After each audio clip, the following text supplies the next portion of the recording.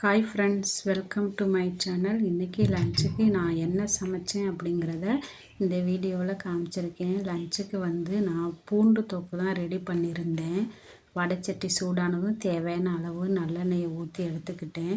நல்லெண்ணெய் சூடானதும் கடுகு, கொஞ்சோண்டு சீரகம் பொரிஞ்சு வந்ததும் வெங்காயமும் நான் உரித்து வச்சுருந்த பூண்டையும் சேர்த்து கொஞ்சமாக உப்பு சேர்த்து பொன்னிறமாக வதக்கி எடுத்துக்கிட்டேன். வதக்குனதுக்கப்புறம் நான் 2 தக்காளி எடுத்து நல்லா மிக்ஸி ஜாரில் போட்டு நல்லா நைஸாக அரைச்சி எடுத்துக்கிட்டேன். அரைச்சி எடுத்ததையும் சேர்த்து ஊற்றிட்டு அந்த தக்காளி நிறம் மாறுற அளவுக்கு நல்லா வதக்கி எடுத்துக்கிட்டேன்.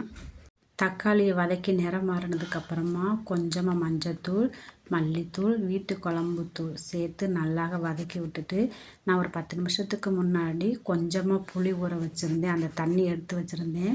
அதையும் ஊற்றி நல்லா கொதிக்க விட்டேன். தேவையான அளவு தண்ணி ஊற்றி நல்லா கொதிக்க விட்டுட்டேன். கொதித்து நல்லா கட்டியானதுக்கப்புறம் 1 ஸ்பூன் நாட்டு சர்க்கரையும் கொஞ்சமாக பெருங்காயத்தூளும் போட்டு வதக்கிட்டேன். நல்லா எண்ணெய் பிரிஞ்சு வர அளவுக்கு நல்லா கொதிக்க வச்சிட்டோம்னா சுவையான பூண்டு தொக்கு ரெடி ஆயிரும்.